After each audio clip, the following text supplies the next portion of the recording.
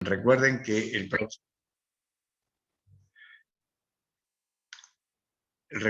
el jueves que viene tenemos práctica, y el próximo martes 22 a las 16 horas es el segundo parcial. El lunes es feriado, así que, como les había dicho, pasamos para el martes 22 a las 16 horas.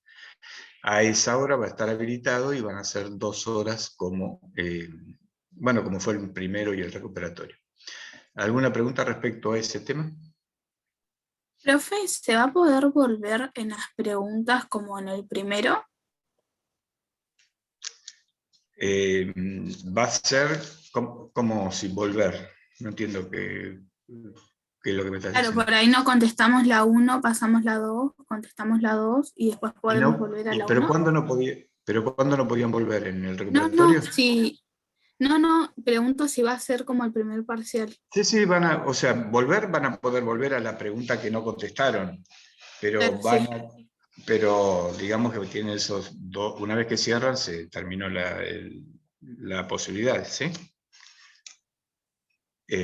Bueno, y bueno, eso eran los avisos. Ahora veamos si hay alguna consulta respecto a lo que vimos la clase pasada. ¿Vieron algo? ¿Estuvieron observando, chequeando el material que hemos dejado? Si no, continuamos, porque tenemos una clase. Piensen en lo siguiente: hoy es la última clase de teoría. Después nos vamos a ver, bueno, casi no nos vamos a ver, porque después vienen las prácticas. Algún día podemos organizar una clase de consulta antes del Eso iba a recuperatorio o el consultar, recuperatorio final. Sí. que si la clase de consulta vendría a ser en simultáneo con la última clase práctica. Y en esta, para el primer parcial, para este segundo parcial, sí vamos a tener que hacerlo así, porque estamos muy apurados con los tiempos. Después, para el recuperatorio podemos hacer una clase de consulta, por supuesto. Y para el recuperatorio final, que ya saben ustedes, a ver la fecha. Entonces, profe, después de este parcial no hay más clases, ¿no? Después de este parcial, aquellos que lo aprueban ya está, y tienen aprobado el El primer primer parcial, parcial. ya no nos veríamos, ya estarían aprobados. Y desde el punto de vista de las clases, y esta es la última clase de teoría. Ustedes les queda para el jueves 17 la práctica, que bueno, yo voy a estar. También si hay alguna consulta para hacer para el parcial. El martes 22 tenemos el parcial. El jueves podemos hacer una clase de consulta para el recuperatorio, digamos, porque el lunes 28 es el recuperatorio del segundo parcial. Luego podríamos hacer el jueves, si lo necesitan, una clase de consulta para el jueves siguiente, ¿no? Al lunes 28. Para el recuperatorio final, que lo vamos a hacer el 5 de julio, que es lunes, el lunes 5 de julio. ¿De acuerdo? Todo eso, te tomaron nota. Yo después lo voy a pasar por mensaje, pero bueno, todavía no lo hice. ¿De acuerdo? Bueno. Profe, ¿y en teoría qué faltaría? ¿Cómo? Perdón. En teoría, ¿qué faltaría? En teoría es lo que vamos a ver hoy.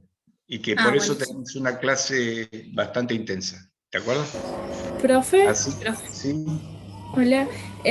Yo tenía una duda que, bueno, no sé si me la podría responder ahora o porque después la clase de consulta sería después del parcial o no. Porque estaba viendo una clase grabada que era la del mercado monetario del 17 del 5 y no terminé de entender la creación de dinero, cuando se creaba dinero por prestar más de lo que estaba depositado, no lo terminé de entender. Bueno, lo que vamos a hacer es el próximo jueves, ahí vamos a dejar al final de la clase práctica, porque la práctica del próximo jueves es muy similar a la última práctica que tuvieron. Así que en el jueves, en la clase, al final, antes vamos a dejar un espacio en la clase esa, y vamos a a tratar de solucionar todas esas dudas que ustedes tienen. Esa sí es, no hay ningún problema, y decímela, planteámela el jueves y lo hacemos, ¿de acuerdo? Dale, profe, muchas gracias. Porque quiero terminar hoy, porque si no, no voy a alcanzar a terminar todo lo que le quiero dar, porque si no va a quedar una parte sin que ustedes los vean, que aunque no lo tomemos en el parcial, lo van a necesitar para el final. Y es bueno que lo tengan clarificado, ¿no? Porque es un poquito, digamos, no sé si complicado, pero bueno, puede costar entender algunos aspectos. Entonces es bueno que tengan aunque sea la grabación, ¿de acuerdo?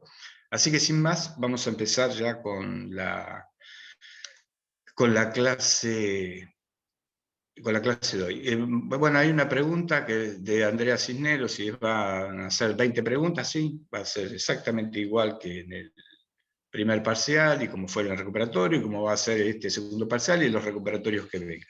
Siempre igual, no vamos a variar en esas cuestiones. En realidad no variamos en nada, ¿no? Bueno, ahora vamos a continuar. Ustedes recordarán que en con la clase anterior, lo que habíamos realizado, lo que habíamos estudiado era el equilibrio general de la economía, que venía dada por la combinación de las curvas LM e IS. Esa combinación, o sea, el cruce de las curvas LM e IS, lo que nos daba un punto de equilibrio, que significaba que el mercado de bienes y el mercado monetario simultáneamente estaban, los dos mercados, ¿no? Simultáneamente estaban en equilibrio con una única tasa de interés de equilibrio y una única producción de equilibrio. Ese es el equilibrio general, y a partir de ahí, desde el punto de vista gráfico, no es nada complicado, porque bueno, era solamente el cruce de las dos curvas. Desde el punto de vista formal les dije que no se hicieran problemas, que no había que deducir formalmente, matemáticamente eso. Y ustedes vieron que luego en la práctica se resuelve esa situación con un mecanismo matemático que no necesita hacer toda esa deducción teórica desde el punto matemático que yo dejé planteado, pero que les dije directamente que no se preocuparan en tratar de entenderlo, ni mucho menos. Y ahora, habíamos dicho que nos quedaba para el final, nos quedan dos temas. Uno es la política económica, que habíamos dicho que era uno de los aspectos que trata la macroeconomía. Desde el primer día lo dijimos, que eran uno de los aspectos que trataba la macroeconomía, junto con la economía descriptiva y la teoría económica. Bueno, vimos la economía descriptiva, vimos la teoría económica, hasta la última clase, cerramos ahí todo lo que era la teoría económica, desde el punto de vista del equilibrio, ¿no? De la raya del equilibrio en el modelo que hemos estudiado.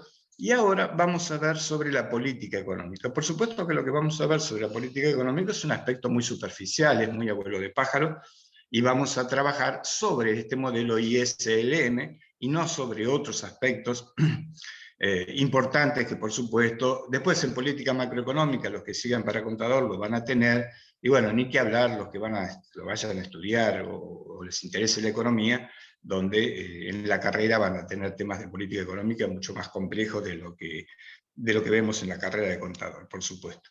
Pero lo importante de todo esto es que este modelo ISLM nos sirve, como ya lo he dicho en otra oportunidad, para entender desde una óptica medianamente fácil por un lado, pero de mediana complejidad por otro, en el sentido de que no es algo completamente sencillo. No estamos hablando de temas en los cuales para un nivel absolutamente inicial, sino ya estamos entrando en un tema de un nivel relativamente medio, sobre la macroeconomía. Entonces, precisamente el modelo ISLM nos permite plantear temas de política económica como quizás no lo hacen cualquiera de los otros modelos que se estudian en economía.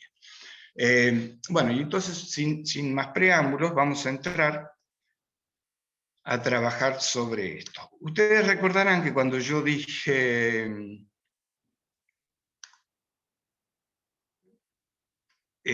¿ustedes están viendo ahí la pantalla compartida? No.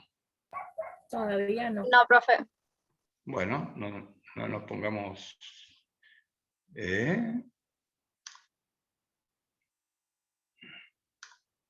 ¿Ahora sí? Sí, ahora sí. Sí. Bueno, ustedes recordarán que cuando yo en la clase pasada, al final, les estuve haciendo una pequeña introducción sobre la política económica. Bueno, básicamente acá lo que voy a pasar, digamos, no es que lo vaya a pasar por alto, pero sí lo que voy a hacer es tratar de acelerar en esta primera parte porque un poco ya lo habíamos establecido. Pero básicamente, digamos así, que la política económica se ocupa, ¿no?, como estamos acá lo podemos ver, de la acción deliberada de la autoridad política para, a través de ciertos instrumentos, modificar la situación económica con el objeto de alcanzar determinados fines en un contexto de incertidumbre. Como recordarán, nosotros en la clase pasada hablábamos de que existían instrumentos para alcanzar fines u objetivos. Bueno, le vamos a agregar a eso que esos acción en la cual vamos a utilizar determinados instrumentos para alcanzar determinados objetivos o determinados fines, se dan siempre dentro de un marco de incertidumbre, o sea, dentro de un marco de desconocimientos, de no certeza, de no saber cuáles podrían llegar a ser los resultados. Y ese es el gran tema de la política económica. La política económica se divide en política fiscal y política monetaria. Esto es importante porque sobre esto básicamente vamos a trabajar.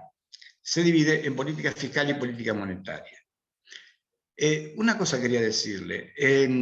Cuando acá digo de la autoridad política, ¿no?, que se ocupa de la acción deliberada de la autoridad política, esta autoridad política puede ser tanto el gobierno central, los gobiernos provinciales y los gobiernos municipales.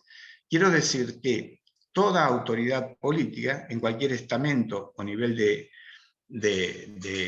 autoridad, o digamos de nivel político que exista, puede realizar o realiza política económica. El tema está, y la gran diferencia está, es que van a existir diferentes niveles de posibilidades de llevar adelante tal o cual o determinada política económica. ¿Qué quiero decir con esto? Hay algunos objetivos, y ni que hablar de los instrumentos, en los cuales los niveles inferiores al gobierno central no pueden utilizar y no pueden plantearse. Por ejemplo, nosotros hablábamos en las clases pasadas, en la teoría, que el Banco Central utiliza determinados instrumentos para realizar determinadas cuestiones para, por ejemplo, aumentar la oferta monetaria. O sea, quieren modificar la cantidad de dinero que hay en la economía.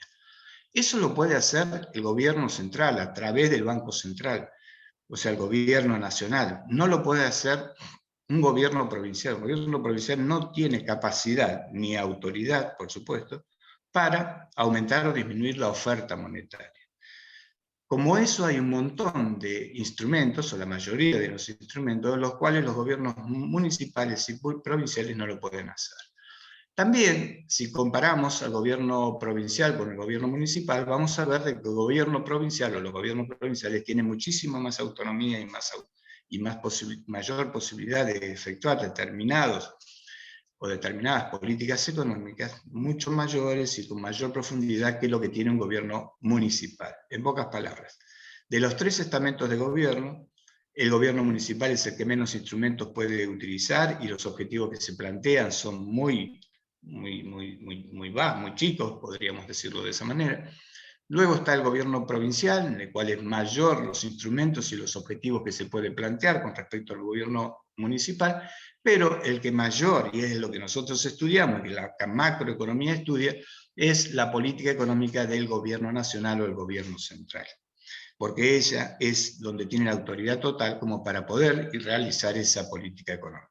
Así que, volviendo a lo que estábamos diciendo, cuando decimos que la política económica se divide en política fiscal y política monetaria, solamente el gobierno central, o el gobierno nacional, como ustedes quieren llamarlo, es el que puede realizar estas dos políticas, fiscal y monetaria. El encargado de la primera es el gobierno central específicamente, o sea, el Poder Ejecutivo. El ministro de Economía, si ustedes quieren, o internos que pudieran estar, ¿sí? ¿Podría repetir, por favor, cuál era el gobierno que se encargaba de las dos políticas? El gobierno nacional, o sea, el gobierno Gracias. nacional, o central, como quieran ustedes llamarlo, es el encargado de realizar la política económica, y dentro de la política económica está la política fiscal y la política monetaria. Esta política fiscal y política monetaria solamente, y sobre todo la política monetaria, y lo más profundo y lo más importante es la política fiscal, solamente lo puede hacer este gobierno central que les digo, o este gobierno nacional, o sea, el Poder Ejecutivo. No puede hacerlo un gobierno provincial y menos un gobierno municipal. Veamos, el encargado de la primera, o sea, de la política fiscal, es el gobierno central, o el que podríamos llamar, o lo que es el Poder Ejecutivo. Pueden ustedes pensar que es el ministro de Economía el que realiza estas políticas económicas, que son las políticas fiscales. Es el hecho de, por ejemplo, decidir, por decir un ejemplo muy rápido, aumentar o no aumentar el gasto público. Bueno, es el gobierno central el que decide eso. Y el de la segunda, o sea, la política monetaria, lo realiza el Banco Central. O sea, el Banco Central, dentro de sus funciones, si ustedes tienen que leer la bibliografía donde se explica el funcionamiento de los bancos centrales y las funciones que tiene el Banco Central de la República Argentina, ustedes van a ver que ahí dice que una de sus funciones es realizar la política monetaria. Ahora, si bien el Banco Central es autónomo, en teoría significaría de que podría realizar y realizaría políticas monetarias con independencia del poder político de turno, o sea, del Poder Ejecutivo. La realidad en nuestro país, sobre todo, que la realiza en coordinación con las políticas fiscales. También en todas partes del mundo lo realizan, en todos los países del mundo lo realizan de manera coordinada. Sin embargo, existen ejemplos muy palpables de países desarrollados donde el gobierno central va por un lado con una determinada política fiscal y el gobierno, el Banco Central de ese país, en vez de acompañar esas políticas, por ahí se pone en contra. Puede hacerlo porque es autónomo, allá lo resuelven fácil, no tienen problemas porque son países desarrollados, instituciones fuertes, etcétera, etcétera. Bueno, acá no es tan así. Si bien la Carta Orgánica dice que es autónomo, en realidad al presidente del Banco Central lo pone el gobierno de turno, aunque la Carta Orgánica dice que no puede ser de esa forma, siempre le encuentran la vuelta para hacerlo, y siempre vamos a ver que de acuerdo al cambio de gobierno va a cambiar el presidente del Banco Central. Así que de autónomo poco tiene, pero bueno, no importa, es un tema propio nuestro y como tantos otros que hay de nuestra economía, y que por eso de alguna manera explica la verdad de toda esta historia, es cómo estamos en la actualidad. Bueno, ahora bien, en las políticas, tanto la política fiscal como la política monetaria, pueden ser, y esto es importante también, expansivas o restrictivas, también llamadas contractivas. Por tanto, en general, las políticas económicas expansivas buscan aumentar el producto o ingreso nacional.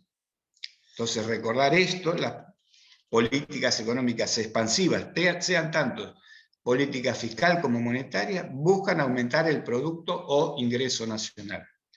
Mientras que las políticas económicas restrictivas buscan disminuir el ingreso. Ustedes me preguntarán, ¿por qué habría un gobierno que podría realizar alguna política que buscase disminuir el ingreso? Si todo gobierno lo que buscaría es aumentar el ingreso. Bueno, buscar disminuir el ingreso, esto en economía buscan disminuir el ingreso, no significa que buscan que el ingreso caiga.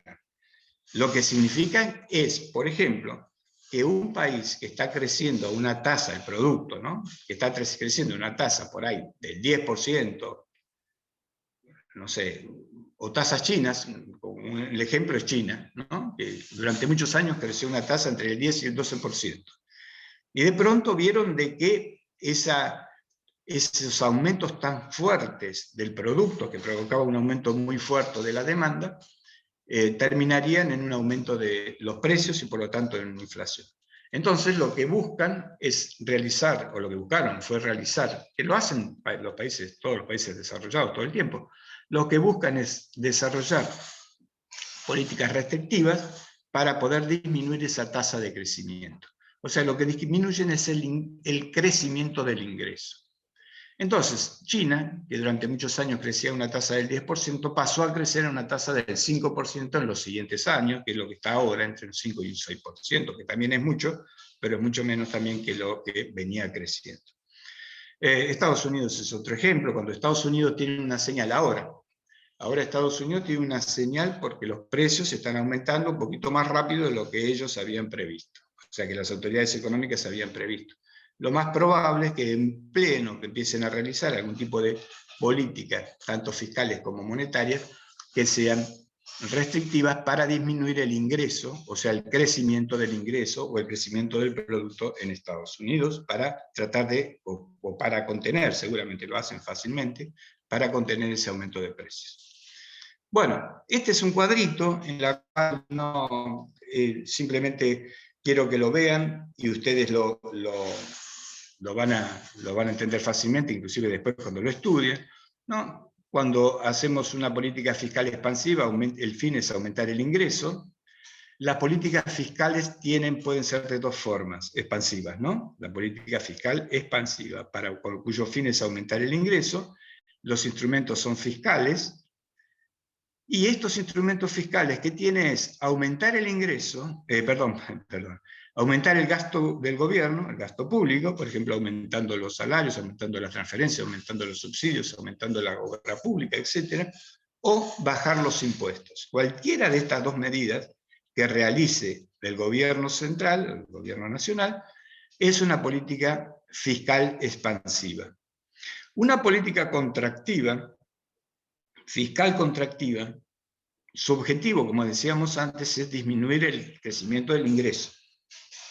Y por lo tanto, lo que harán es disminuir los gastos públicos o aumentar la tasa impositiva total, o sea, aumentar los impuestos. La política monetaria, cuyo encargado es el Banco Central, lo que hará para hacer una política monetaria expansiva, el objetivo va a ser, o el fin, incrementar el ingreso también, siempre cuando es expansivo el objetivo es incrementar el ingreso, y cuando es contractivo el objetivo es bajar o disminuir el crecimiento del ingreso. En esta expansiva entonces va a querer aumentar el ingreso a través del aumento de la oferta monetaria. Recuerden que el Banco Central lo que manejaba era la oferta monetaria a través de la base monetaria.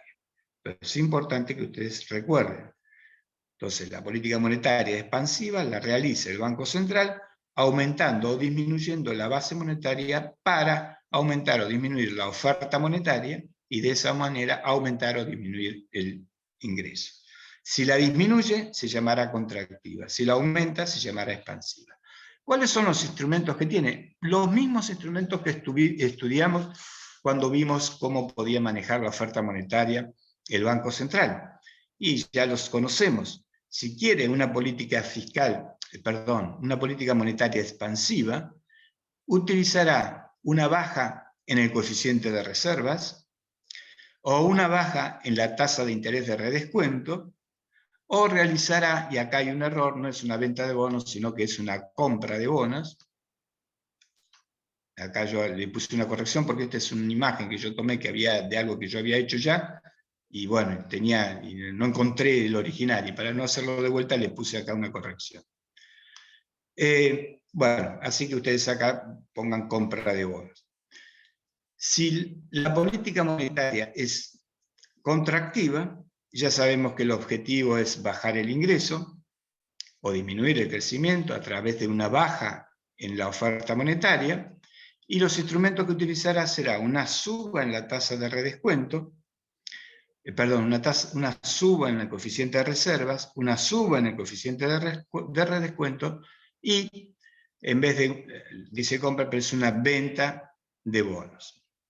Bueno, son los mismos instrumentos que habíamos visto cuando habíamos estudiado precisamente esos instrumentos que tenía el Banco Central para aumentar o disminuir la oferta monetaria. En pocas palabras, ahora estamos poniéndole palabra de política monetaria expansiva, el hecho de aumentar la oferta monetaria, y política monetaria contractiva, el hecho de disminuirla.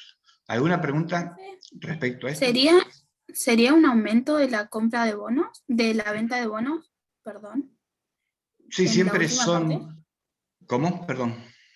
Y en la última parte sería un aumento igual que que las otras variables. Sí, Va, sí. que las reservas O y. sea, Ah, buenísimo. sale a comprar, o en el caso de una política monetaria expansiva, o sale a vender en caso de una política monetaria contractiva. Eso es lo que quiere decir. ¿Sí? Bueno. Veamos ahora. Acá algunos gráficos, vamos a ver. Esto está un poco desordenado porque no tuve tiempo en su momento de ordenarla. Pero bueno, vamos a ver lo que significa esto. Una cosa que tenemos que tener muy en cuenta, ahora ya entrando en el modelo IS-ILM, que los cambios en la política fiscal desplazan la curva IS. ¿Por qué? Porque la política fiscal afecta siempre al mercado de bienes. Eso hay que tenerlo bien en claro. Y los cambios en la política monetaria desplazan la curva LM. ¿Por qué? Porque la política monetaria afectará al mercado monetario. El modelo ISLM, como dice acá, muestra cómo estos desplazamientos de las curvas IS y LM afectan el ingreso y la tasa de interés.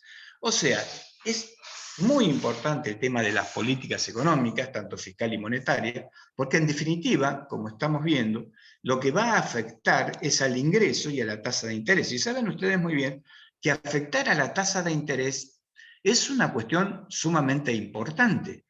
O sea, cualquier modificación en la tasa de interés tiene un impacto muy fuerte sobre la economía o sobre la macroeconomía. Entonces, los objetivos de las políticas fiscal y monetaria, ya sea aumentar o disminuir el ingreso, va a través de los instrumentos que utilicen, va a provocar necesariamente, además de una modificación en el ingreso, un impacto sobre la tasa de interés. Entonces veamos cómo es esto o cómo puede ocurrir. Consideramos, por ejemplo, un aumento del gasto público o una disminución de impuestos. ¿Qué tipo de...? Bueno, así ya, o sea, es una política fiscal expansiva. ¿De acuerdo? Entonces vamos a considerar una política fiscal expansiva. Como ven, si usted, o mejor dicho, si ustedes prestan mucha atención a este gráfico, yo no necesitaría ni siquiera explicarlo ahora. ¿Por qué? Por una cosa muy sencilla. Porque este primer ejemplo que yo les estoy mostrando no es ni más ni menos que el efecto de expulsión que habíamos visto en la clase anterior. En pocas palabras, si nosotros ahora, o si el gobierno nacional realiza una política fiscal expansiva, o sea, aumentar los gastos o disminuir los impuestos, va a provocar un desplazamiento de la curva IS hacia la derecha. ¿Por qué? Porque aumentó la demanda agregada, aumentó el ingreso, se desplazó la curva IS. En ese desplazamiento, gran impacto tiene, o lo provoca, el multiplicador del gasto público en la cruz keynesiana, porque es lo que provoca el desplazamiento de la demanda agregada.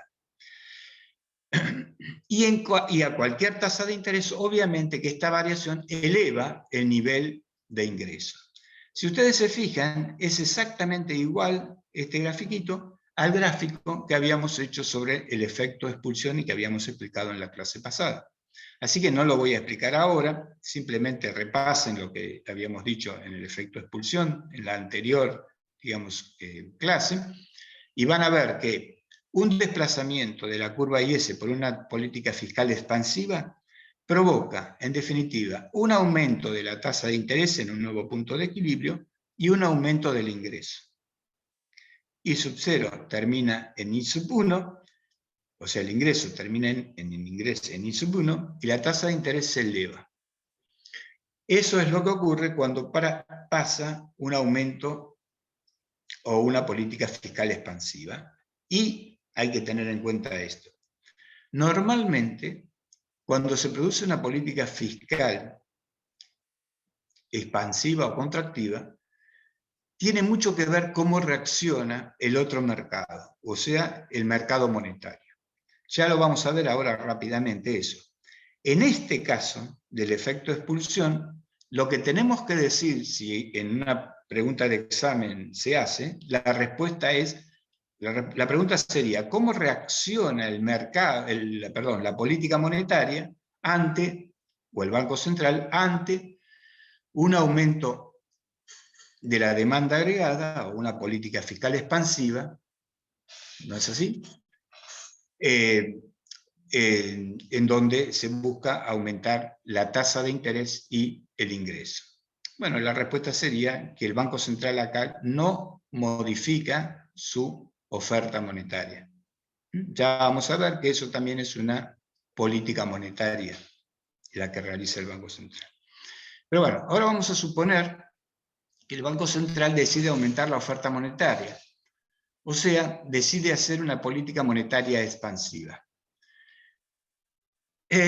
La teoría de la preferencia por la liquidez, es la teoría keynesiana del dinero. Keynes la plantea todavía en una obra, en un libro anterior a la teoría general, lo explicó en 1930 en un libro que se llama Ensayo sobre teoría monetaria, y él demuestra que a cualquier nivel de ingreso dado, un aumento en los saldos monetarios reales conduce a una tasa de interés más baja. En pocas palabras, un aumento de la cantidad de dinero, ¿no es así?, que provoca un desplazamiento de la LM hacia abajo y hacia la derecha, desplaza el punto de equilibrio de E sub 0 a E sub 1, o sea, donde vuelve a donde cruza nuevamente a la curva IS, provocando una baja en la tasa de interés y un aumento del ingreso. Entonces acá la pregunta también, una pregunta de examen, ustedes ya tienen que ir viendo, sería, si el gobierno quiere bajar la tasa de interés y aumentar el ingreso, ¿qué resulta más efectivo? ¿Una política fiscal o una política monetaria? Bueno, obviamente que la respuesta sería, resulta más efectiva una política monetaria porque responde a eso que les acabo de decir. En la política fiscal ustedes ven que aumenta la tasa de interés, aunque aumenta el ingreso, también aumenta la tasa de interés. Y acá, si el objetivo es bajar la tasa de interés y aumentar el ingreso, la política monetaria es más efectiva. Pero también se les podría preguntar, ¿qué es más efectivo entre una política fiscal o una política monetaria? Aumentar el ingreso sin que se provoque una corrida inflacionaria y por lo tanto sostener un aumento en la tasa de interés, o aumentar mucho el ingreso con una baja de interés, lo cual provocaría más aumento del ingreso porque al bajar la tasa de interés va a provocar un aumento de la inversión y con el peligro de una inflación. Y bueno, la respuesta ahí sería hacer una política fiscal expansiva porque provoca un aumento del ingreso, aunque aumenta la tasa de interés que frenaría nuevas expansiones de este ingreso por este aumento de la tasa de interés, y con ello podría estar frenando el aumento del precio. Bueno, como ven, digamos, ustedes tienen que estudiar y entender esto, porque ese son el tipo de preguntas que pueden venir en los exámenes. ¿Se entendió esto, chicos? Sí. ¿Podría permanecer constante la tasa de interés? Bueno, ahí está muy interesante esa pregunta. Primera cuestión, si la tasa de interés permanece constante ante una política fiscal expansiva, sería, por ejemplo, acá, en este punto, ¿cómo tendría que reaccionar la política monetaria?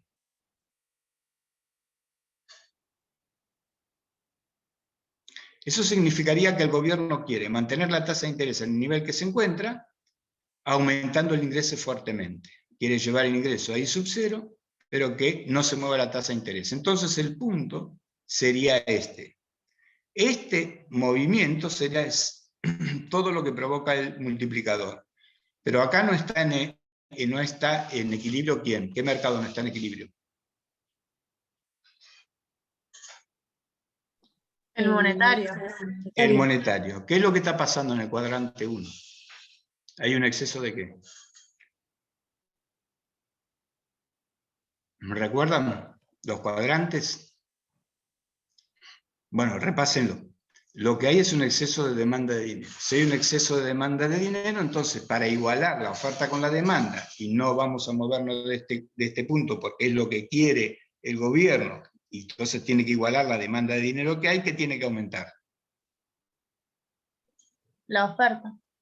La oferta, por lo tanto, tiene que trasladar, aumenta la oferta con una política monetaria expansiva, como las que vimos en la diapositiva anterior, y la curva se trasladará a este punto y estaría acá, la curva LM. ¿De acuerdo? Ahora vamos a ver, pero ya está bueno que hayan hecho esa pregunta porque ya ahorra que después algún tipo de explicación más detallada. Ahora, pensemos en la curva LM. Supongamos de que el país está en la tasa de interés R sub 0. No sé por qué le puse R, pero bueno, es I sub 0, ¿no? El punto de equilibrio es E sub 0. Esta es la curva IS original, esta es la LM original, como ven. Provoca una política monetaria expansiva, corre la curva LM hacia la derecha, pero el gobierno mismo dice, el Banco Central dice, o el gobierno dice, pero yo no quiero que la tasa de interés baje, porque me provocaría aumentos muy significativos en el futuro de la inversión. Por lo tanto, la tasa de interés la tengo que mantener en este nivel. Ustedes se imaginen, porque no lo tengo acá, es que la curva LM ahora va por este lado. Por lo tanto, el nuevo punto de equilibrio acá estaría por acá.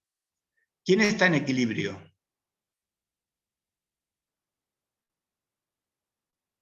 Acá, sobre esta línea. ¿Quién está en equilibrio? El mercado monetario. Monetario. El mercado monetario. ¿Y en el mercado de bienes qué es lo que hay? ¿Un exceso de qué?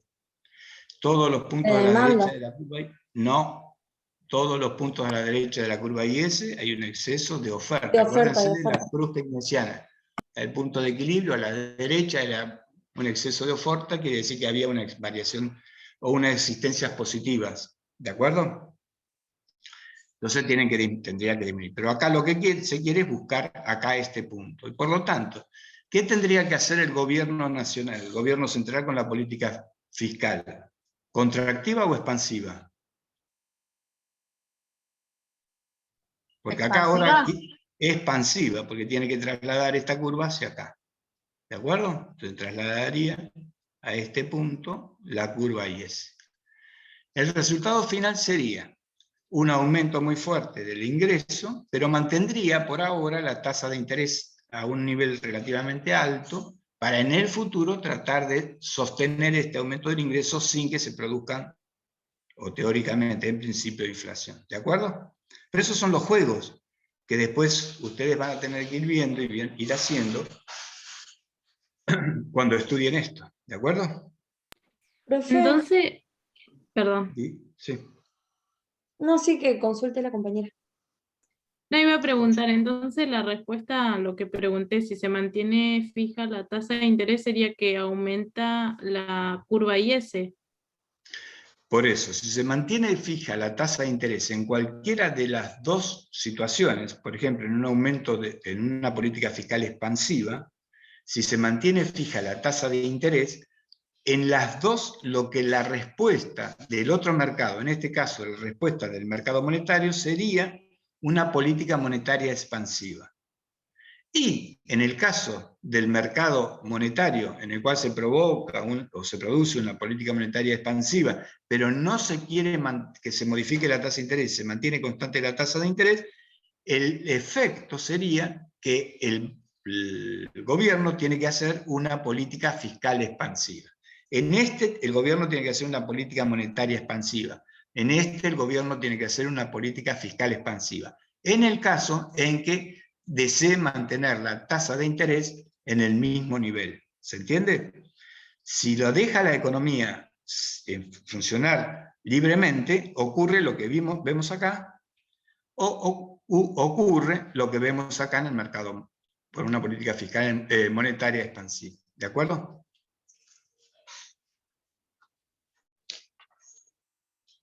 ¿Se entiende, Pero, chicos, eso? profe, Sí.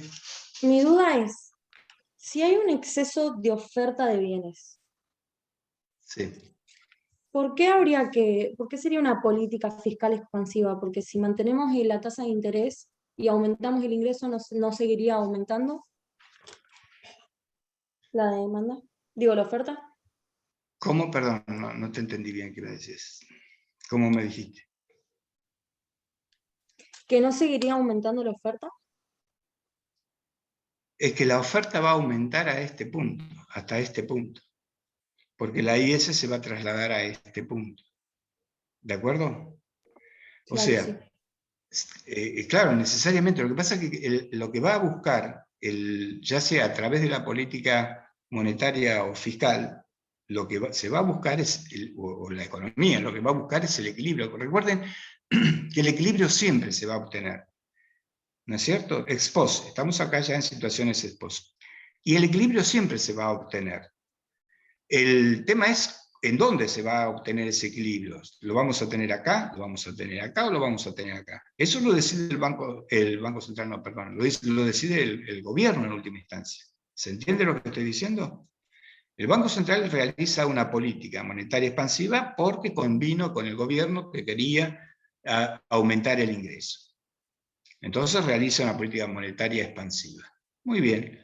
Y el gobierno dice, pero yo no quiero que la tasa de interés disminuya, como si dejo a la economía funcionando, después de esa política monetaria expansiva, ocurriría porque bajaría la tasa de interés.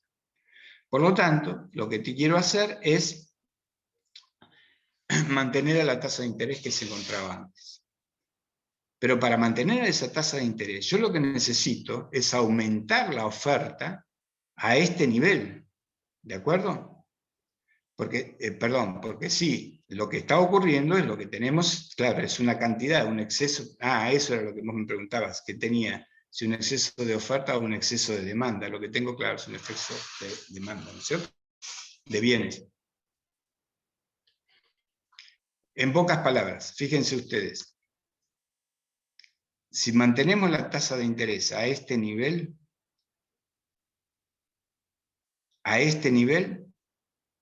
el mercado monetario, como decíamos, se encuentra en equilibrio. Pero no se encuentra en equilibrio el mercado de bienes. Para que el mercado de bienes se encuentre en equilibrio, sí o sí, a la curva IS la tengo que trasladar a este punto. Entonces no estoy hablando de un exceso, lo que hay en este punto es un exceso de oferta de bienes, pero la curva IS no me muestra a mí la oferta. ¿Qué es lo que me está mostrando la curva IS? El equilibrio entre la oferta y la demanda agregada. Por lo tanto, en este modelo, los equilibrios se obtienen a través de los aumentos de la demanda agregada, como hemos estudiado, porque lo estamos viendo desde el lado de la demanda agregada. Por lo tanto, entonces, siempre vamos a tener que aumentar la fiscal, demanda, perdón, porque ahí yo dije aumentar la oferta, está mal. Vamos a aumentar la demanda para trasladar a la curva IS hasta este punto. ¿Ahora se entiende? claro, entonces la política fiscal, digo, aumentando el ingreso estaría aumentando la demanda. Correcto. Y acá, aumentando, o sea, al aumentar la demanda a este punto voy a aumentar todavía más, o sea, el gobierno va a aumentar todavía más el ingreso. ¿De acuerdo? Sí, lo entendí, profe. Entonces, recuerden esto, porque yo les dije mal, dije un exceso que acá movía, el gobierno aumentaba, se trasladaba a la curva IS por un aumento de la oferta. No, ese fue mi error, no me di cuenta, perdón, y no estoy mirando el partido, les juro. Es que un exceso de oferta de bienes requiere un aumento de la demanda de bienes para trasladar precisamente a la curva IS a este punto, como lo habíamos estudiado. ¿Sí? Ahora sí. Bueno, básicamente Sí, es eso. profe. Bueno, veamos ahora la efectividad de las políticas económicas. Y acá, bueno, es un poco lo que recién veíamos casi.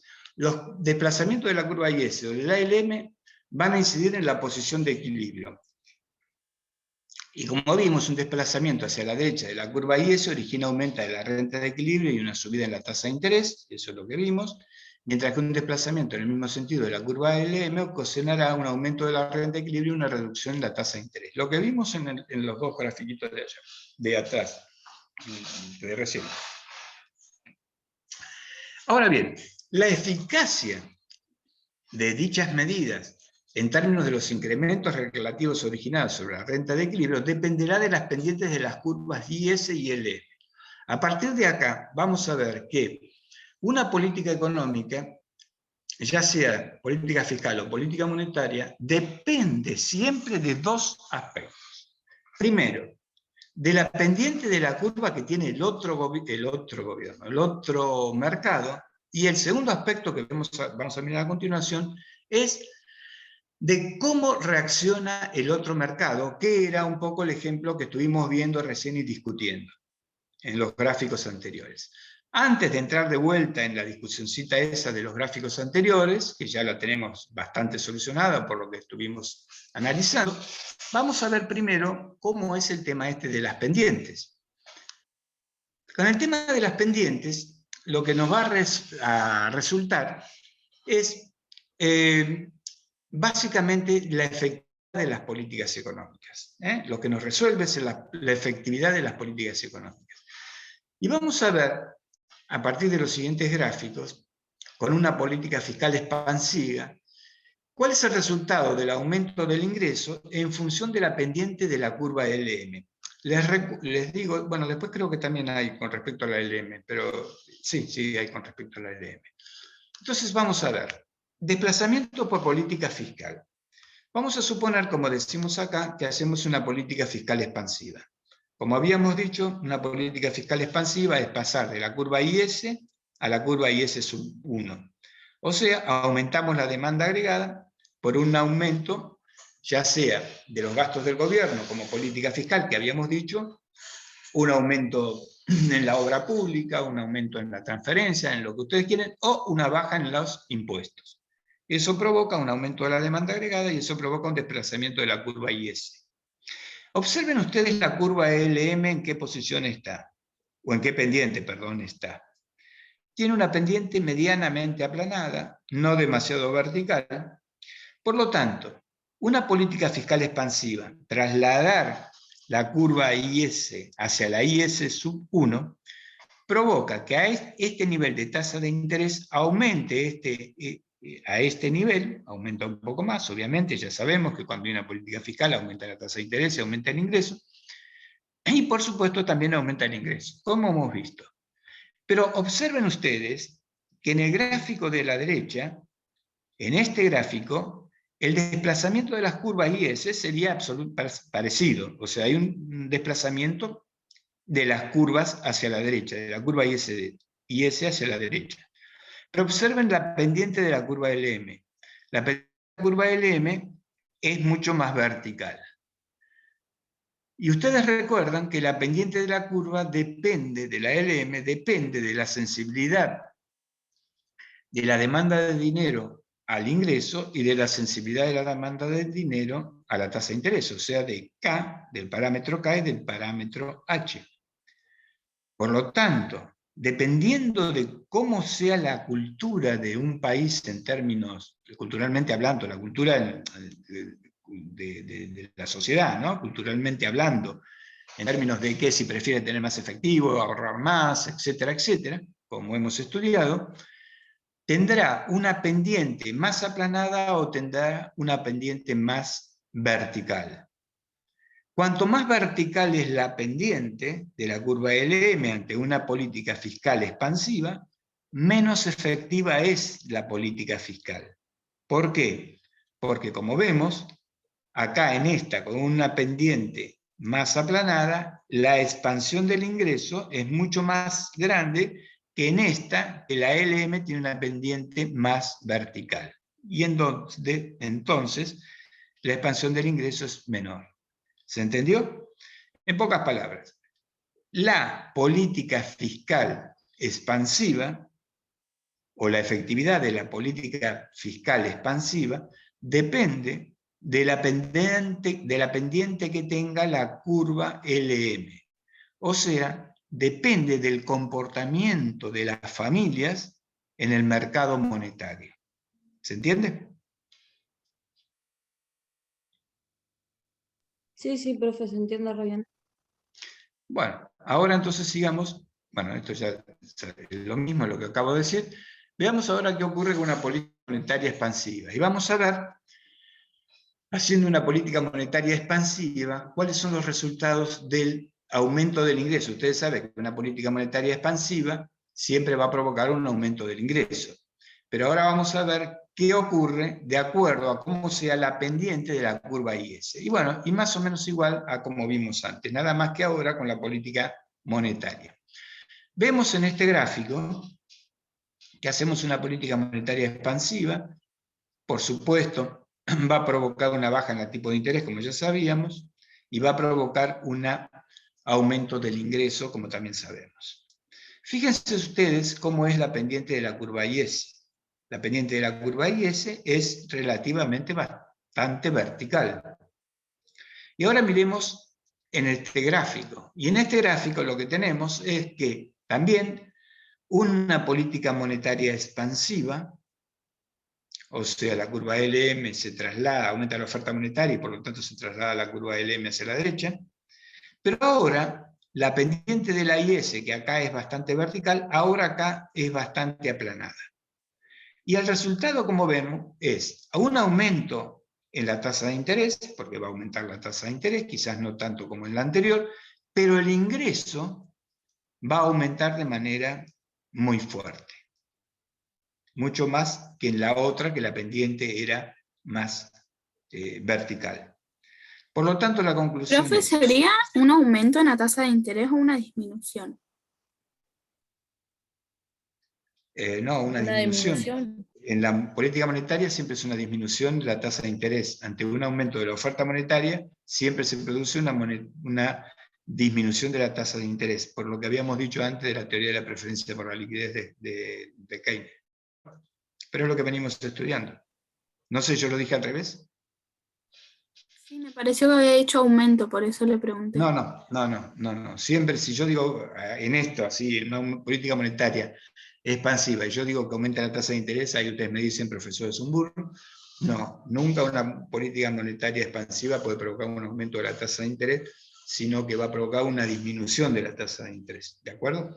Lo que sí puede hacerse, después vamos a ver ahora, como vimos antes, es que el gobierno decida mantener la tasa de interés constante, pero no un aumento, ¿sí? Acá la economía funciona libremente. Quiero decir, acá hay una política, en este caso monetaria, en el anterior era una política fiscal expansiva, en este caso es monetaria expansiva, y luego la economía, el mercado, o sea, la economía y el equilibrio general se acomoda de acuerdo a los parámetros que existen en el mercado de bienes, en este caso, en el sentido de vuelta del aspecto cultural. Ustedes recordarán que una curva, en la curva IS, la pendiente de la curva IS depende del multiplicador y depende de B, de la sensibilidad de la inversión al tipo de interés. B básicamente es la que le pone esta, porque el multiplicador la pondrá más, bueno sí, la pone más expansiva o menos expansiva, pero B es la que determina con fuerza determinante, valga la redundancia, cómo es la forma de esta pendiente. Entonces yo les pregunto, vemos estos dos gráficos y les digo, ¿a cuál se parecería más la Argentina? ¿A un gráfico de esta forma o a un gráfico de esta forma? Ya lo hice ¿Primero? para el mercado de bienes. Al primero. Al primero. Primero. Porque ¿cómo es la sensibilidad de la inversión al tipo de interés? Bastante Basta. inelástica, ¿no? Entonces reacciona poco. Entonces se necesitan, acá se necesitarían grandes expansiones quizás de la curva de la política monetaria, o sea, hacer una política monetaria muy expansiva para tener un aumento de ingresos relativamente importante.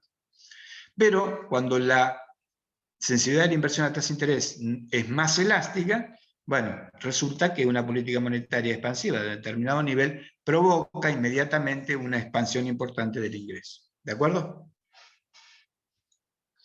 Bueno, esto, lo que dice abajo es exactamente lo que acabo de mencionarles, así que podemos seguir adelante. Bueno, y ahora, esta es la segunda cuestión. La primera habíamos dicho que ante cualquier política económica que se realice, tanto fiscal o monetaria, dependerá, por un lado, cuál es la efectividad, que es a través de la pendiente del otro mercado, pero también de cómo reacciona precisamente el mercado contrario, precisamente de vuelta, para repetir, el otro mercado del cual nos estamos refiriendo. Y en consecuencia, vamos a ver que acá vamos a encontrar el ejemplo que nosotros vimos antes. Cuando analizamos las variaciones en la política monetaria o fiscal, es importante tener en cuenta que estas políticas pueden no ser independientes una de la otra. En realidad, en la mayoría de las veces, a no ser que se deje actuar libremente a la economía, y bueno, esto es una vieja discusión, pero bueno, yo solamente la menciono, no vamos a entrar en esos detalles, pero aunque el gobierno decida dejar actuar libremente al mercado, esa también es una política económica, porque toma una decisión respecto a un objetivo que está buscando. Pero bueno, vamos a seguir esto que estamos diciendo. Una variación en una de los mercados, en una de las políticas, tanto monetaria como fiscal, puede influir sobre la otra. De hecho, influye siempre. Yo acá puse puede, pero de hecho influye siempre. El asunto es cómo reacciona. Esta interdependencia puede alterar el efecto de un cambio de política, y vamos a suponer, por ejemplo, que el gobierno, preocupado por el déficit fiscal, aumenta los impuestos para equilibrar, no sé qué puse acá, para equilibrar, ¿qué quise decir? El presupuesto, para equilibrar, ¿no? Aumenta los impuestos para equilibrar el presupuesto. Aumenta los impuestos para equilibrar el presupuesto. El efecto que dicho cambio tendría sobre la economía dependerá de cómo reacciona el Banco Central ante ese aumento en los impuestos. Ahora vamos a observar qué es lo que estoy tratando de decir con esto. Vamos a analizar 3 de los varios resultados posibles. El primero, acuérdense, la política que se realiza, la política fiscal que se realiza, ¿cómo es? ¿Expansiva o contractiva? Acá. ¿Contractiva? Contractiva porque se aumentan los impuestos, ¿no? En consecuencia, quiere decir que al aumentar los impuestos disminuye la demanda agregada y por lo tanto la curva IS se desplaza hacia abajo, hacia la izquierda y hacia abajo. Ahora, ¿cómo reaccionará el Banco Central ante esta situación? El Banco Central puede reaccionar de 3 formas diferentes, de los que vamos a ver ahora, de otros que podrían ser, pero vamos a ver estos 3. El primero podría ser, el Banco Central mantiene constante la oferta monetaria. El aumento de los impuestos desplaza la curva IS hacia adentro o hacia abajo, lo que reduce el ingreso y la tasa de interés. Entonces, fíjense, la política fiscal contractiva provoca un desplazamiento de la curva IS, el Banco Central decide no modificar la oferta monetaria, por lo tanto la LM se mantiene quieta o en la misma posición, con la misma pendiente, y el resultado final, ¿cuál es? Y el resultado final es que el ingreso disminuyó, pero también disminuyó la tasa de interés. ¿De acuerdo? Este tipo de políticas normalmente o pueden ocurrir cuando hay lo que les mencionaba, esta disminución del ingreso no necesariamente significa de que deje de crecer el país. Puede significar de que el país en I sub 1 estaba creciendo, o se preveía originalmente que creciera, perdón, en I sub 0, se preveía originalmente que creciera en 5% o 100.000, o qué sé yo, un 10%, un 5%, y en realidad lo que se hace es disminuir ese crecimiento. Eso es básicamente. También puede ocurrir, y de hecho también ocurre, es que de, por ejemplo, 100.000 millones de dólares, por decir cualquier cosa, que es el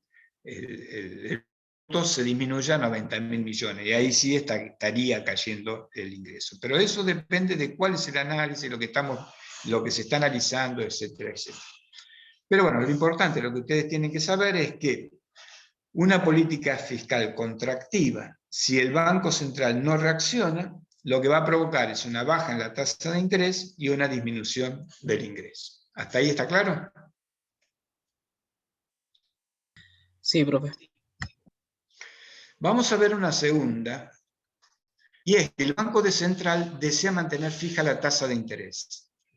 Recuerden que esa es una política que también podría determinarse, o sea, no querer modificar la tasa de interés. Acá vimos que la tasa de interés cae, pero supongamos que ahora se produce una política fiscal contractiva, estamos hablando que hay una baja, un aumento de la tasa de impuestos, la tasa impositiva, un aumento de los impuestos. Entonces el Banco Central ahora dice, yo no quiero que pase lo que pasó acá, y no quiero que disminuya la tasa de interés. En este caso, cuando el aumento impositivo desplaza hacia adentro la curva IS, como vemos acá, el Banco Central debe reducir la oferta monetaria para mantener la tasa de interés en su nivel original. O sea, la oferta monetaria, ahora que estaba en este nivel, deberá reducirla a este nivel. Y ahora el equilibrio se encontrará en I sub 1, en el mismo nivel de tasa de interés, pero con una disminución fuerte del ingreso. ¿Se ve, chicos? Fíjense, política fiscal contractiva, el Banco Central decide mantener la tasa de interés constante, acá sería, por lo tanto, lo que debe hacer, que es disminuir la oferta monetaria, por lo tanto debe aplicar una oferta monetaria contractiva para llevar a la curva LM a este nivel, y en este punto, que estamos viendo acá, es donde encuentra el nuevo equilibrio. Yo les puedo preguntar, suponiendo que baja la tasa, que disminuye la demanda por una política fiscal contractiva como vemos ahora. ¿Cuál sería, no es cierto? Fíjense ustedes que la curva IS se traslada a ese punto. ¿Cuál sería el nuevo punto de equilibrio en donde la curva IS corta a la curva LM original? Aquí. ¿Se entiende? ¿Podría repetirlo, profe? Claro, fíjense ustedes. Si yo les pregunto, hay una política fiscal contractiva. Les muestro este gráfico y les digo, hay una política fiscal contractiva como vemos. Pero, ¿cuál sería el punto de equilibrio de la economía si el Banco Central, como decíamos antes, no decide convalidar o no decide mantener la tasa de interés en ese nivel? Y es el mismo ejemplo que este. Claro, es el mismo ejemplo que este. Entonces sería acá. Entonces fíjense, acá entonces lo que pasa, el resultado sería una baja en la tasa de interés, como pasó acá. Pero acá, al querer mantener la tasa de interés, bueno, y en este punto el ingreso, la caída del ingreso sería menor, como pasa acá. Pero cuando vemos esto ahora, que el Banco Central decide mantener la tasa de interés a este nivel, ¿qué es lo que está ocurriendo? Que tiene que hacer una política monetaria contractiva, y ahora el punto de equilibrio nuevo es este, no este. Es este. Y el nuevo nivel de equilibrio de producción es I sub 1, mucho mayor que el que sería si dejase caer a la tasa de interés. ¿Se entiende?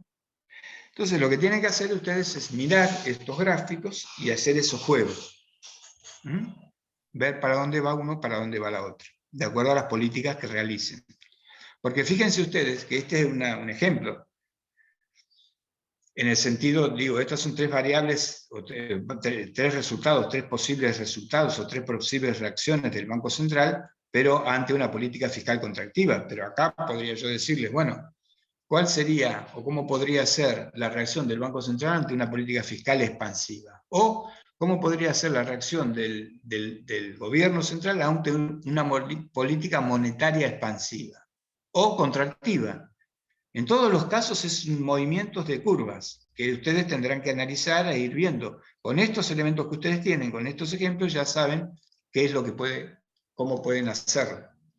Ahora veamos el tercero, y es que el Banco Central desea evitar que el aumento de los impuestos reduzca el ingreso. Vieron que los anteriores reducían el ingreso. Por lo tanto, debe aumentar la oferta monetaria. En este caso, el aumento de los impuestos no causa recesión era porque estábamos viendo que estaba cayendo el ingreso, pero provoca una importante caída de la tasa de interés. Bueno, lo mismo. Le hago una consulta. Diga, señorita. ¿En el parcial van a ver, digamos, gráficos o lo vamos a tener que...? No, estos gráficos y todas estas preguntas de este tipo que yo estoy haciendo, lo estoy preparando para el final. En el parcial puede haber preguntas de esta naturaleza, pero no con gráficos. En el parcial se puede preguntar qué ocurre si el Banco Central decide, bueno, lo que dice acá, evitar el aumento de evitar que un aumento o que una política fiscal expansiva reduzca el ingreso. ¿Qué pasaría? Entonces vendría la respuesta, qué sé yo. Sube la tasa de interés, la tasa de interés se mantiene constante, baja la tasa de interés. Bueno, ustedes tendrían que poner, como ven acá, baja la tasa de interés. Pero un ejemplo que les doy ahora, ¿no? Ese tipo de preguntas así sería. No gráficos. Gráficos es en los finales. En los finales yo les voy a mostrar gráficos y les voy a preguntar sobre esos gráficos que les pregunto. Por ejemplo, en un final yo les puedo preguntar este gráfico sin toda esta flechita y les diría, bueno, ¿qué pasa si el Banco Central desea evitar que el aumento... Acá se produce, les digo, una política fiscal contractiva. ¿Qué pasa? No hay flechitas, ¿no? En el gráfico que les muestro en la final. Digo, ¿qué pasa si el Banco Central no quiere que caiga la tasa de interés? Entonces, como no va a haber toda esta flechita y nada, ustedes no van a saber todo esto, o sea, no lo van a ver, sí lo van a saber porque lo habrán estudiado, y nada, me lo explican. Me dice, bueno, ante una política, como les voy a explicar yo ahora, ante una política fiscal contractiva, como la que se produce en este caso, que disminuye la demanda agregada y por lo tanto se desplaza la curva IS hacia abajo, lo que va a ocurrir es que, como el Banco Central desea mantener el ingreso constante, y para mantener el ingreso constante, ante la caída de la tasa de interés, lo que hará es una política monetaria expansiva para aumentar la oferta monetaria a este nivel. Pero la otra pregunta que yo les podría hacer es la siguiente. Esto simplemente le explico lo que dice acá, no hay nada, no hay mucho. Pero yo les podría preguntar de esta manera. Le podría decir, bueno, se produce una política fiscal contractiva. ¿Dónde se produce? Bueno, primero, el punto original de equilibrio, ¿cuáles son? I sub 0 e I sub 0, ingreso de equilibrio. ¿De acuerdo? ¿Estamos de acuerdo que este sería el punto original de equilibrio de la economía? ¿De acuerdo? Se produce una política fiscal contractiva. Baja, cae, o sea, se desplaza la curva IS hacia abajo. Y les podía preguntar, ¿dónde estaría o correspondería el nuevo punto de equilibrio si el Banco Central no reacciona modificando la oferta monetaria? Yo les voy a marcar ahora y les voy a decir, en este punto, en este punto, en este punto o en este punto.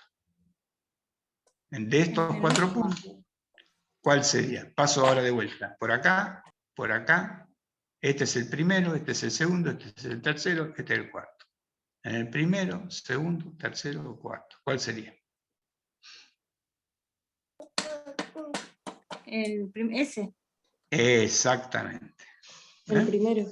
El primero. Es una pregunta de examen muy fácil. Ahora los ayudé porque le planteé el curso acá. En el examen no. Pero fíjense que ese tipo de cuestiones. Entonces acá yo les podría también preguntar, ¿qué pasa en el punto? Acuérdense, vamos a sacar esta curva. Vamos a sacar esta curva, la LM. ¿Qué pasa en el punto, en este punto, sin esta LM? 1. La política, perdón, ¿el mercado de bienes está en equilibrio? Sí, el mercado de bienes El sí, mercado el de mercado bienes, monetario sí. no. Exactamente. ¿Y qué pasaría en el mercado monetario? ¿Hay un exceso de qué? A la derecha de la curva LM, los puntos que hay, exceso de... ¿Demanda de dinero? Muy bien. Bien. Pueden aprobar el final tranquilamente. Ya estamos en condiciones. Ahora vamos a ver, acá ya terminamos básicamente con estas cuestiones de la política fiscal y monetaria. Vieron que era bastante sencillito, no queremos entrar en temas que les compliquen demasiado la vida esto, porque ustedes van a ver temas de política económica en política macroeconómica. Así que con esto, este juego que nosotros podemos hacer y que se ven en la realidad, ustedes ya están en condiciones de poder, como vimos, de rendir un examen final de macroeconómica. Respecto al modelo ISLM, que es lo que estamos estudiando. Ahora, bueno, bien, ustedes vieron, vamos a ver dos aspectos de la demanda agregada que resultan, bueno, ya terminamos con esto del modelo ISLM, en estas cuestiones, pero vamos a ver dos aspectos que resultan importantes. Ustedes vieron que cuando estudiamos la demanda agregada en la cruz keynesiana, vimos que la dependiente era positiva. ¿Recuerdan? Bueno, sí recuerdan porque es fácil, ¿no es cierto? Tenemos una cruz keynesiana, donde tenemos en el eje de las ordenadas la demanda agregada y en el eje de las abscisas tenemos el ingreso, y por lo tanto, ahora la demanda agregada tiene una ordenada al origen que cruza a la bisectriz y ahí encontramos el punto de equilibrio. Por lo tanto, esa curva de demanda agregada la hemos, y yo ya lo hablé con esto, ya lo hablamos, lo expliqué. La pendiente ahí de la demanda agregada es una pendiente positiva, porque está bien que sea positiva porque estamos relacionando dos variables directas, o sea, demanda agregada en el eje de las ordenadas y producto o ingreso en el eje de las abscisas. Por lo tanto, un aumento de la demanda agregada produce un aumento del ingreso, así que son dos variables directas y por lo tanto, una curva, como ustedes saben, es precisamente resolver estas relaciones, así que siempre va a ser positiva. Pero ahí estamos relacionando dos variables directas, que no está mal, pero no es la demanda agregada de la economía. Y la demanda agregada de la economía sabemos que es una demanda agregada, la demanda agregada es negativa. Entonces vamos a ver cómo se deduce la demanda agregada de la economía a partir de esta cruz keynesiana. O mejor dicho, primero lo vamos a ver a partir de la cruz keynesiana y después lo vamos a ver desde el propio modelo ISLM, que es lo que ocurre. Vamos a ver, bueno,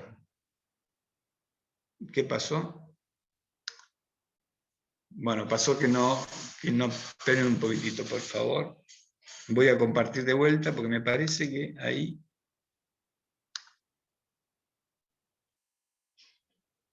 Profe, Sí, lo que dígame. mencionó recién, ¿no es lo que vimos la clase pasada? Claro, exactamente. Lo que pasa es que me quedó en esta, pensé que no lo habíamos dicho, pero tenés razón, así que ya está. Esto vamos a borrarlo, de hecho ya está, ¿no? En el anterior, y ahí terminamos. Así que no se hagan problema, es lo que quería... Bueno, ¿hay alguna duda respecto a eso? a esto, porque ahora nos quedaría el último tema de la materia. Y vamos a tratar de verlo en estos minutos que nos quedan. Acá ya terminamos con todo lo que es el tema de el modelo ISLM, las políticas económicas, la economía descriptiva, la teoría económica y la política económica, como lo vimos y lo dijimos el primer día de clase. Y ahora nos queda solamente una parte sobre teoría monetaria, que es importante porque nos afecta a nosotros de manera, o sea, nosotros como personas, como familia, nos afecta como agentes económicos, pero también afecta obviamente al país, y es un poco lo que pasa en general.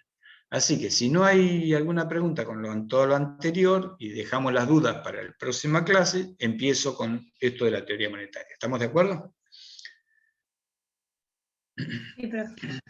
Bueno, el tema de teoría monetaria vamos a seguir a un autor que ustedes ya conocen muy bien, porque es el creador del modelo ISLM, y es John Hicks. Yo ya he hablado sobre John Hicks, dije y expliqué de que en su momento, o sea que cuando Keynes publica su teoría general en 1936, ya en 1937, Hicks publica de una conferencia, luego publica un ensayo que se denomina Keynes y los clásicos. En Keynes y los clásicos es donde Hicks determina varias cosas.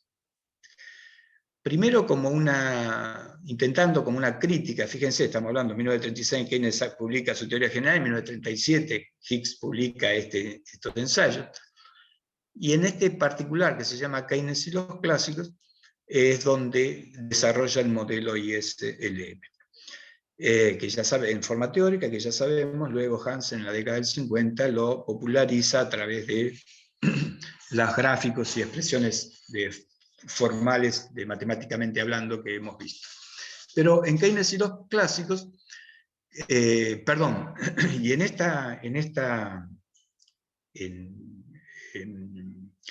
con posterioridad, alrededor de 1966, 1967,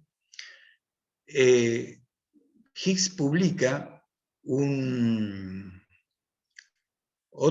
libro que se llama Teoría Monetaria, o Ensayo sobre Teoría Monetaria,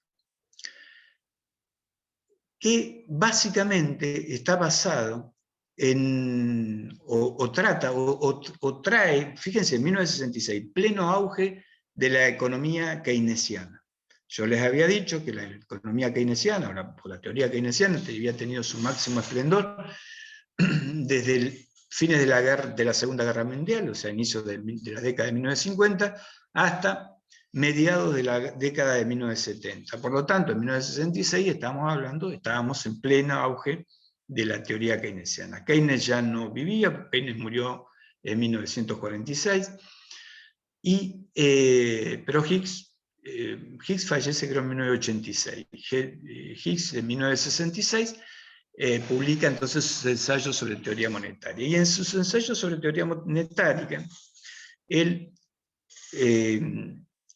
hace como una crítica a la publicación que había hecho Keynes en 1930, también de ensayos sobre teoría monetaria o ensayos de teoría monetaria de Keynes. En realidad, a la obra de Keynes se le llama ensayos, y a la obra de Hicks se le dice teoría monetaria, para distinguirlos, porque pareciera que estuvieran hablándose de lo mismo. Y en su teoría monetaria, Hicks pone de manifiesto algunas cuestiones muy interesantes. Primero, que quiero que ustedes estudien, está la bibliografía, el libro está escaneado, los capítulos correspondientes están escaneados, y ya hoy los habilito para que ustedes los vean y los pueden leer. Y hay unos capítulos, o unos temas. La primera de todos se llama precisamente las dos tríadas. Las dos tríadas se refieren básicamente a a las dos cuestiones básicas de la teoría monetaria, ¿no? Y que son las funciones del dinero por un lado y los motivos para demandar dinero de Keynes por otro. Yo esto no voy a entrar ahora en esto, en el tema de las dos tríadas, quiero que ustedes lo lean y lo estudien para el final, lo pueden tranquilamente, ahí van a ver cómo explica Higgs cómo se considera, o qué se considera el dinero como dinero total y qué se considera el dinero como dinero parcial. Quiero que estudien eso porque eso es importante para el final, no se va a tomar. No lo vamos a tomar en el parcial, esto de las dos tríadas, pero sí entra, y generalmente se pregunta, o muchas veces se pregunta en los finales. El otro aspecto, y que se deduce, porque se entiende perfectamente a partir de esto, de entender esto que lo vamos a ver ahora, la teoría especulativa de Keynes, ¿no? La teoría o el motivo, vamos a decir así, el motivo de especulación de Keynes. Y Higgs lo desarrolla y lo termina prácticamente explicando esa famosa preferencia por la liquidez que Keynes había planteado en sus ensayos de 1930, los termina explicando, primero como pareciera, en toda su obra de Higgs, pareciera como que es una crítica a Keynes, pero en realidad Higgs lo que termina es redondeando la teoría keynesiana. Es una cosa interesante, digna de tener en cuenta, pero es lo que pasa con Higgs. Y Higgs, explicando este aspecto que vamos a ver ahora, que es la teoría de la selección de carteras, nos explica o nos permite visualizar con mucha nitidez la teoría o la demanda especulativa de dinero de Keynes y por qué existe, y nos interesa básicamente por eso, además de que es la base de teorías de selección de carteras que vinieron que estaban vigentes en ese momento, en 1966, 1967, que vinieron con posterioridad. Y que se utilizan en la actualidad, por supuesto. Vamos a ver, ay, perdón. Dice, cometí un error.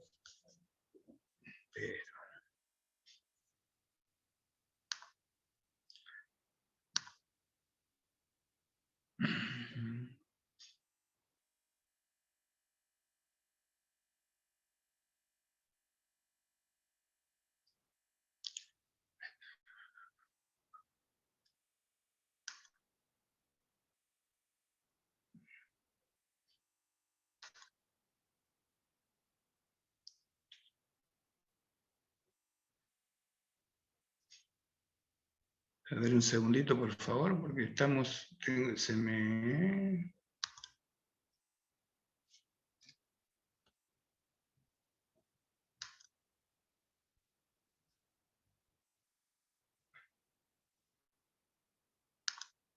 ¿pueden aguantarme un segundito, por favor, que cometí un error y lo hice desaparecer?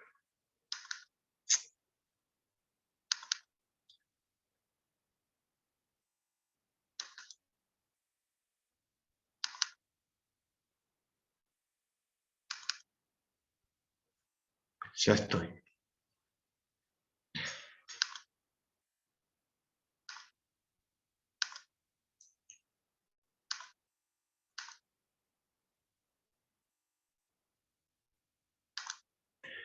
Bueno, a ver si ahora podemos. Bueno, ahora lo vemos, ¿no es cierto? Nos queda media hora solamente y vamos a tratar de explicar esto rápidamente. Si no, ustedes van a tratar de ver, de entenderlo leyendo, y en la próxima clase hacemos las consultas que sean necesarias. La teoría de la selección de cartera de valores. Primero, vamos a ver, ¿qué es la selección de cartera de valores? Selección de cartera de valores se refiere a que estamos hablando del mercado monetario y estamos hablando de activos financieros. Los activos financieros son todos los instrumentos financieros que nos puedan rendir o otorgar una determinada rentabilidad. Incluimos dentro de activos financieros el dinero. Y acá Higgs se contrapone a lo que Keynes plantea, y es que para Keynes el dinero no es un activo financiero porque no rinde interés, y Higgs establece de que no hay ningún motivo por el cual el dinero en efectivo no rinda una renta, o una rentabilidad, o no tenga una rentabilidad. Uno de los ejemplos más clásicos que tenemos y que podemos ver es, por ejemplo, en un proceso deflacionario, o sea, cuando hay una baja en los nivel general de precios. Si nosotros tenemos más dinero en efectivo y hay una baja en el nivel general de precios, nuestros saldos reales aumentaron. Y por lo tanto, el dinero en efectivo tuvo una renta o una rentabilidad positiva. Bueno, esos son detalles interesantes que hay que tener en cuenta. De las dos tríadas que les mencionaba antes, Higgs deduce, y desde el punto de vista de la teoría o de la demanda especulativa del dinero, deduce o va a ir deduciendo el tema de la selección, la teoría de la selección de carteras y de la curva de ventaja marginal, que ahora vamos a ver qué es. Bueno, primero, bueno, esta primera parte yo la voy a omitir, ustedes la van a leer, no es complicado, solamente dice que hay muchos modelos de selección de cartera de valores, pero pueden resumirse en aquellos inversores que son constantes o que realizan inversiones sistemáticas y constantes. Después están las que distribuyen constante, o sea, una distribución constante entre diferentes categorías de valores, y da un ejemplo. Y después existen los modelos más complicados, que se basan en cálculos matemáticos, en cálculos de probabilidades, estadísticas, etcétera, que son modelos que se utilizan a nivel más grande, los brokers utilizan obviamente este tipo de modelos, y que surgen de un economista que se llamaba Markovich. Acá básicamente todo está basado en una apreciación que hace el mismo Higgs, que es el de lo que hay que hacer cuando uno tiene diferentes alternativas de inversión, es diversificar las inversiones, porque lo que mismo Higgs decía era que no convenía poner todos los huevos en una sola canasta. En pocas palabras, si ponemos todos los huevos en una sola canasta, si nos cae la canasta, se rompen todos los huevos. Entonces, lo que habría que hacer es llevar los huevos de diferentes canastas. Bueno, cuando uno tiene diferentes alternativas de inversión, un determinado nivel o un determinado capital para invertir, lo que debería hacer es buscar diferentes alternativas para no poner todo el dinero en una sola alternativa, en un solo tipo de inversión. Bueno, lo primero que tenemos que partir es del hecho que los inversionistas, estamos hablando de inversionistas, acá son inversionistas, son las familias básicamente, y que desean mantener las carteras eficientes, y las carteras eficientes son aquellas que buscan maximizar los rendimientos, o sea, tener el máximo de rendimiento posible, y minimizar el riesgo. Entonces acá hay una relación que se va a dar al combinar esas diferentes opciones que se le pueden presentar, hay una relación entre rentabilidad y riesgo. Y siempre esta opción entre rentabilidad, y en esta combinación que puede existir entre rentabilidad y riesgo, es preferible optarlo en términos de diversificando las inversiones que optando en tener todo en una sola inversión. De esta manera aparece lo que se denomina la curva de ventaja marginal. Y acá seguimos a Higgs, que en 1967 publica sus ensayos críticos sobre teoría monetaria, que como les decía antes era una crítica a un texto de Keynes llamado Tratado sobre el Dinero, yo dije ensayo sobre el Tratado sobre el Dinero, publicado en 1930 y que resulta importante antecedente, bueno, tal, lo que dice acá. La importancia de esto es porque realiza la crítica a Keynes introduciendo conceptos básicos de la selección de cartera a partir de la explicación de la curva de ventaja marginal de la inversión. Y yo voy a pasar básicamente, porque si no, no vamos a tener demasiado tiempo, porque ya estamos en 8 menos 20, vamos a pasar básicamente a los casos que se presenten. Pero vamos a tener en cuenta esto, que de la misma manera que existen una ley de utilidad marginal decreciente, ¿no? Por ejemplo, el consumo de un bien proporciona menor utilidad adicional cuanto más se consume, ¿no? Esto lo sabemos, ustedes lo saben por microeconomía inclusive, o sea, por economía 1 principalmente.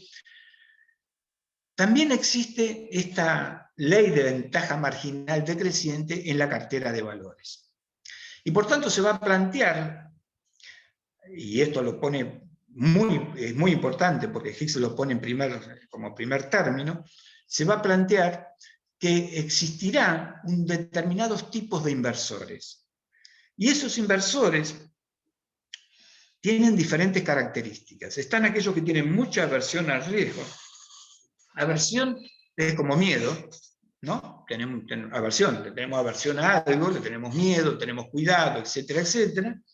Otros que tienen una media aversión al riesgo, o sea que andan como en la mitad, entre el que tiene mucha inversión y otros que no tienen ninguna aversión al riesgo, o sea, son los audaces totales, ¿no?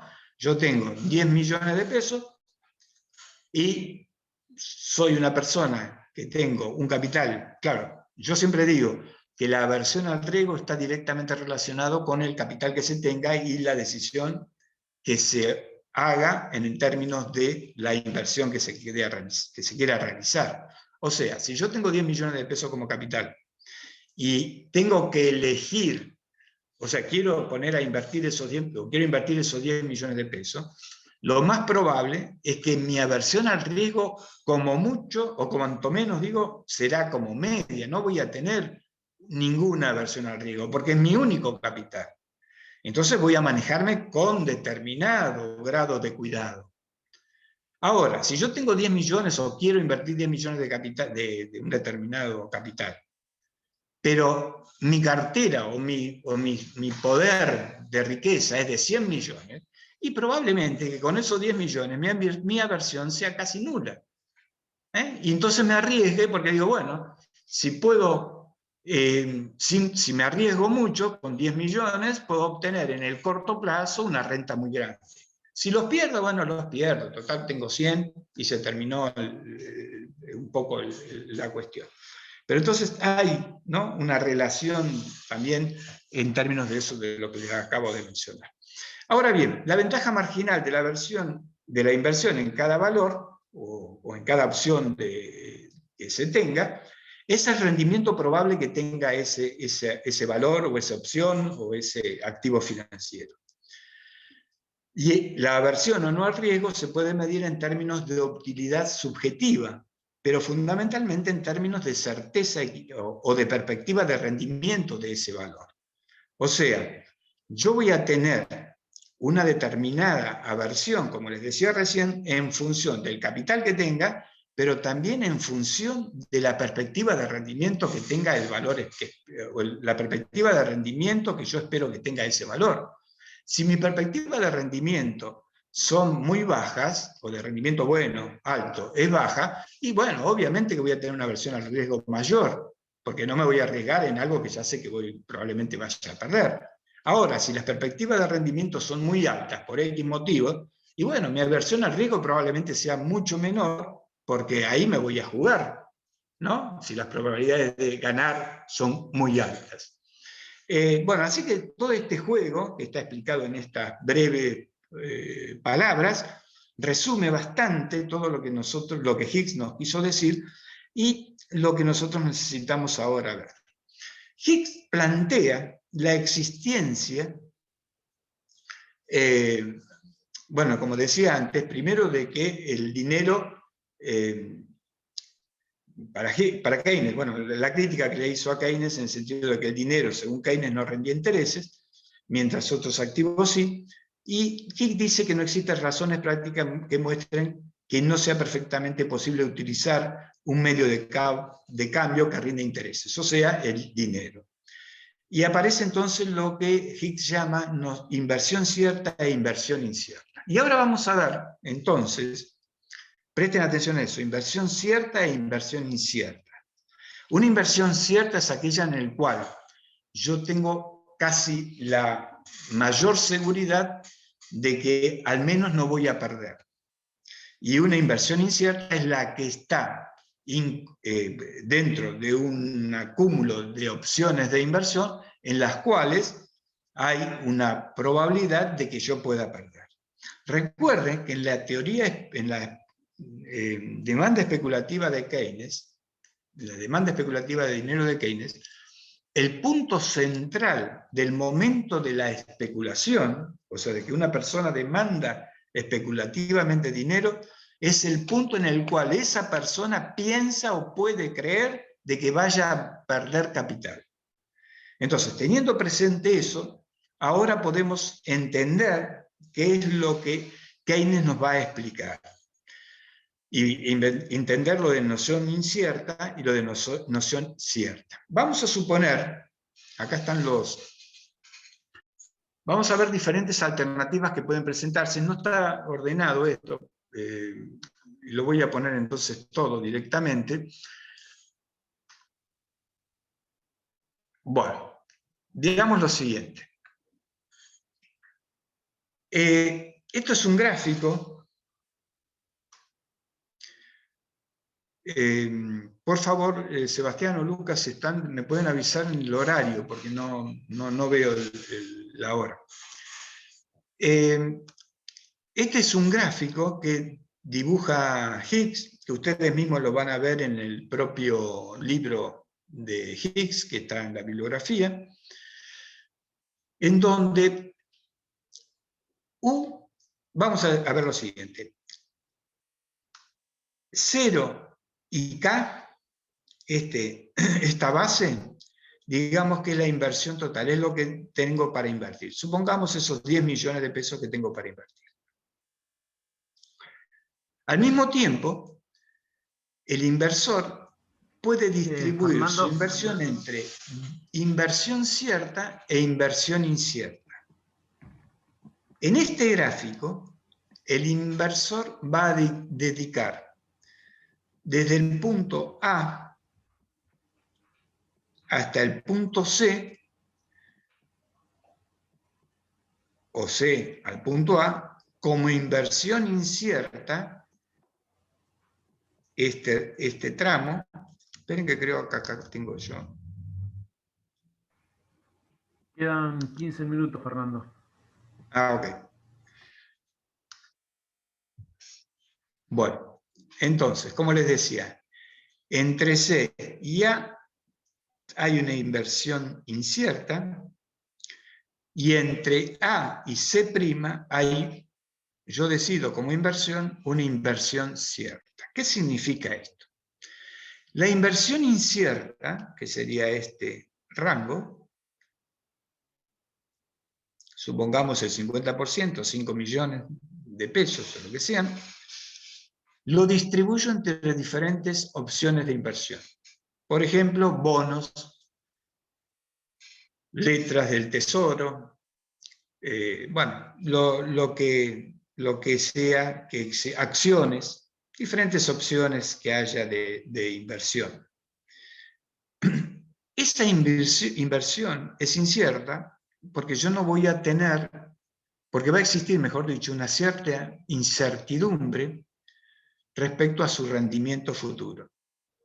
Y por lo tanto, la pendiente de la curva UA, que es todo inversión incierta, será una pendiente negativa con una ventaja marginal que va a ser decreciente. Y ahora vamos a explicar por qué. Vamos a ver, si yo estuviera en el punto C, en el punto U, en este punto, y yo hiciera toda mi inversión incierta, o sea, toda la inversión, los 10 millones los colocaría en estos activos que le acabo de mencionar, la curva marginal sería una línea horizontal como marca la línea roja. Significa que todo esto sería inversión incierta. Ahora bien, Si todo esto sería inversión incierta, los 10 millones yo los pongo en esta inversión incierta. Mi aversión al riesgo, ¿cómo sería? ¿Alta o nula? ¿Qué les parece? Nula. Nula. O sea, sería un inversor que tiene casi ninguna aversión al riesgo. Me jugaría a todo por el todo. Normalmente este tipo de inversores, que son muy audaces, son inversiones de corto plazo con una alta rentabilidad. Normalmente existe una relación entre la rentabilidad y el tiempo, ¿no? A más corto plazo, más alta rentabilidad. Bueno, hay una relación entre rentabilidad, tiempo y riesgo.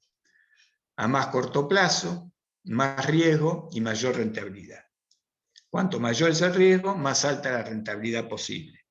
Pero, obviamente, que el riesgo es más alto de que se pierda todo. Entonces, en este punto, en U, a lo largo de todo esto, mi inversión sería incierta totalmente toda. Y mi aversión al riesgo sería nula. Entre C y C', ¿qué sería? ¿Inversión de qué tipo toda esta línea?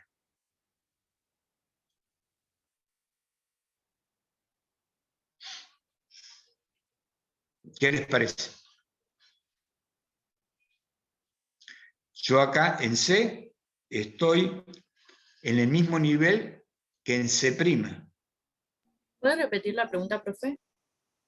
En la línea, en la curva de marginal decreciente, ya saben que en economía ya lo sabemos mucho, bien, curvas son líneas, así que bueno, la curva C', ¿es una inversión cierta o una inversión cierta? Acá arriba habíamos dicho que era una inversión incierta y que la curva marginal decreciente era una horizontal a este nivel. Y en este nivel, ¿es una inversión incierta o cierta?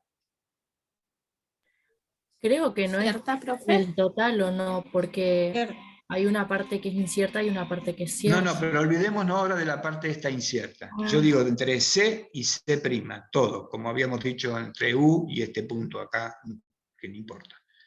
Entre C y C', olvidémonos de la parte incierta. ¿Es cierta o incierta? ¿Cierta? Cierto. Es una inversión cierta, porque yo estoy invirtiendo en el máximo de... ¿Y mi aversión cómo será? ¿Alta o baja? Alta.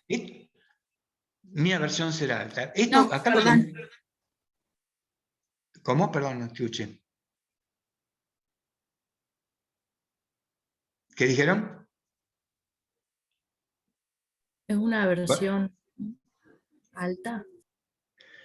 Es una aversión alta. Tengo mucha aversión al riesgo. Miren, imaginen esto, piensen esto, veamos. 0 y K es todo lo que tengo para invertir. En el punto U invertí todo en una inversión cierta y se mantiene con una curva marginal horizontal, una curva marginal decreciente horizontal acá arriba, con una alta probabilidad de ganancia, pero con una nula aversión al riesgo. En el punto C también invertí todo en una inversión cierta, olvídense de esto, les estoy diciendo, ¿no? Olvídense de lo que dice incierta. Invertí todo en una inversión cierta, con una muy alta aversión al riesgo y con una rentabilidad ¿de qué tipo? ¿Alta o baja?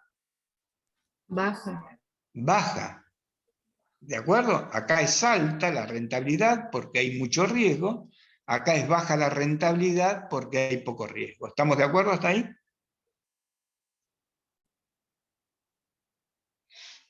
¿Estamos de acuerdo? Sí, profe. Muy bien, ahora vamos a ver esta curva. Nos ubicamos en el punto U. Ahora, en el punto U, entre C y A, yo voy a invertir en una inversión incierta, que es lo que les digo, acciones, bonos, etc. Después vemos lo de la inversión cierta. Entonces, en el punto U, voy a invertir una determinada cantidad, que es esto, en bonos, acciones, etc.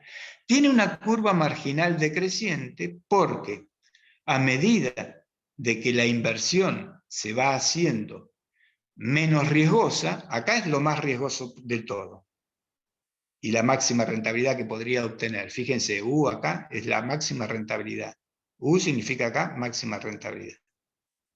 Entonces, a medida que yo voy invirtiendo, lo que va ocurriendo es que a medida que le voy agregando un nivel más de inversión a una inversión incierta, lo que va ocurriendo es que la utilidad va disminuyendo, pero la aversión al riesgo, ¿qué va haciendo? ¿Aumentando o disminuyendo? ¿Aumentando? Aumentando, perfecto. Hasta el punto A. Por lo tanto, la curva UA es una curva con pendiente negativa en donde me está mostrando la ventaja marginal decreciente de las inversiones. ¿Estamos de acuerdo ahí? Ahora fíjense entre A y C'.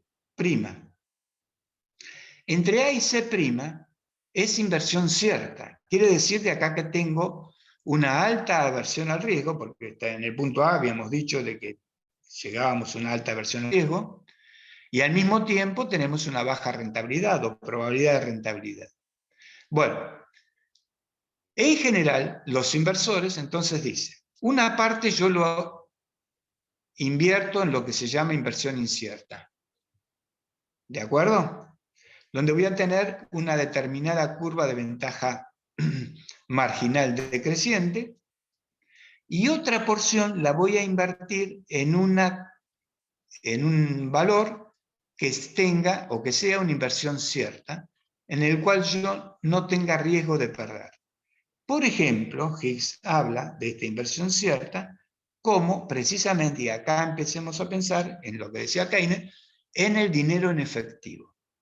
Entonces Higgs dice, esta parte se invierte en valores, lo cual tiene una curva de ventaja marginal decreciente. Y esta parte A y C, entre A y C', se invierte o se mantiene en efectivo. Acá no tengo temor a perder. No piensen, en esa época, para Higgs y en el mundo no había inflación, así que nosotros no podemos decir esto porque acá perderíamos. ¿De acuerdo? Bueno, ahora veamos otro ejemplo. Bueno, acá este es como habíamos dicho, esto es con rendimiento incierto y sin aversión al riesgo. Veamos ahora este otro. Normalmente los inversores más avesados, y como decía Higgs, no ponen todos los huevos en una misma bolsa de canasta. Por lo tanto, lo que hacen es distribuir sus activos en diferentes opciones. Y acá, ya sabiendo lo que vimos, toda la explicación que vimos en el gráfico anterior, nos resulta más fácil. Acá lo que tenemos son dos carteras que tiene un inversor, en el cual decide no poner, o sea, tiene un determinado nivel de capital, que sigue siendo OK,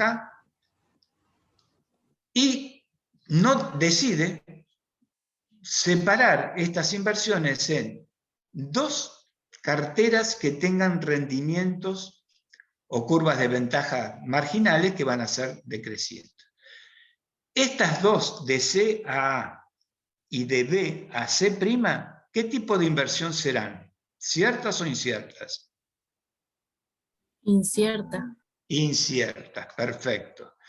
Y la curva A, no sé qué puse acá, R creo, ¿esta qué tipo es? Esta es la curva de ventaja marginal del dinero, que es la inversión cierta. Entonces, fíjense ustedes, yo inversionista tengo una cartera de valores que me rinde acá arriba, si tuviera todo acá, no tengo ninguna aversión al riesgo. A medida que voy disminuyendo, o sea, no tengo ninguna aversión al riesgo y la rentabilidad es mayor. Cuando va disminuyendo la rentabilidad, significa de que tengo aún una mayor aversión al riesgo. Lo mismo pasa con esta curva, en la otra cartera de valores. Pero al mismo tiempo mantuve una determinada porción en dinero en efectivo. Y esta determinada porción en dinero efectivo, ¿qué va a resultar ser a la postre? Y esta determinada porción del dinero en efectivo es precisamente la parte de la demanda especulativa del dinero de Keynes.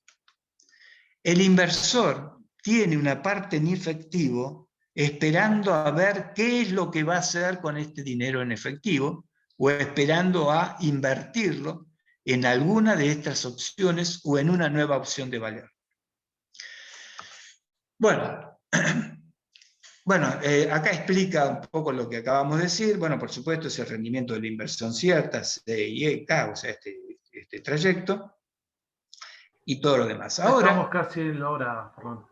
Ya estamos en la hora. Fíjense en estos dos últimos.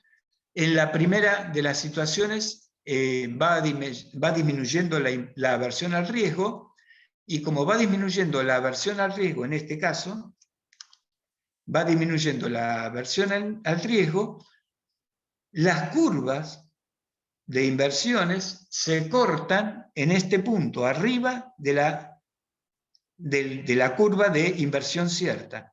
En este punto, o sea, este es un inversor que ya no tiene aversión al riesgo. Porque acá lo que está teniendo, en todo caso, es dos curvas de rendimientos marginales en los cuales tiene en todos, o sea, en las dos carteras de valores, tiene invertido todo su capital. Y bueno, acá lo que dice, a medida que disminuye la aversión al riesgo, las curvas de ventaja marginal se van aplanando. En el punto que se cruza, el inversor no tiene ninguna inversión cierta. ¿Por qué no tiene ninguna inversión cierta? Porque la inversión cierta que tenía antes, ese pedacito que veíamos, ahora decidió invertirla.